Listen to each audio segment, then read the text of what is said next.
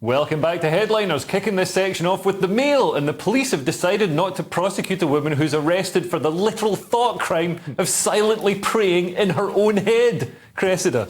This isn't 1984. Catholic woman who was told praying is an offence as she was arrested in exclusion zone around abortion clinic vows to keep on doing it as police drop investigation into her following a 6-month ordeal. So, yeah, I think we've all seen the video of this woman. She's praying in an exclusion zone around an abortion clinic. There are these buffer zones now where you're not allowed to protest if a woman is going in for an abortion. And, of course, when you hear that, you think of people jeering and shouting and maybe religious nuts or whatever. But this woman, Isabel Vaughan-Spruce, she was just praying in her head for these women. So when we say praying, she was literally just standing there, silently. There's no words, exactly. But because she acknowledged that that's what she was doing, she was told it's the prayer that's the offence.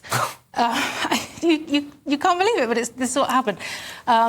So, anyway, the point is this sense has prevailed, and this isn't going to be pursued. But she's gone through 6 months of this. She's gone through the mill. Well, yeah, and this is the thing, Lewis. I mean, in a case like this, the punishment is the process. Even though they're not proceeding with a conviction, I mean, it must have been hell for her. Well, it's very Kafkaesque. This is Kafkaesque. That the idea is that they're going to just torture her by keeping it going. I mean, she's forgiven them. She said silent prayer is never criminal. I welcome the West Midlands police decision to end their investigation and their apology for the time it took. But it's so important to highlight the extremely harmful implications of the ordeal, not just for myself, but everyone concerned. She's being so generous. This is one of the most... Typical Christian. Do you think they'd be... No, I think it's not even a Christian thing. I think it's an English thing. I think Christians in America would sue America. And also, I mean, do you think the police would have arrested somebody from a different religion, from Islam, if they were doing the same thing, silently praying?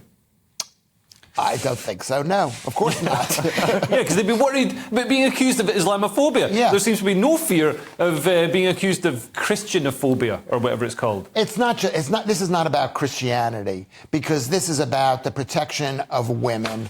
This is a very sensitive issue for women, abortion, and it happens to be on the Team World side. The Team World side believes in abortion because they want women to be free, and they want women to be working. This is why the state and society is so pro-abortion. I believe people should, be able to get access to abortion, within sensible limits. Yeah. But it's pretty obvious that society wants women to have abortion, so they don't leave the workplace. So they stay there generating money and keeping the GDP. Well, and also there's this idea that people protesting abortions are kind of the bogeyman, the bad guy, And one of the things I didn't appreciate until this case came to light is sometimes people protesting are actually offering information and resources and stuff that women didn't know. I've always thought of it as like a really nasty, violent thing, but it's more complicated than that. It's more nuanced. And many times, and I've said this many times before, men are affected as well by this. Absolutely. Possibly more affected, because we don't always get a say. Yeah. Anyway,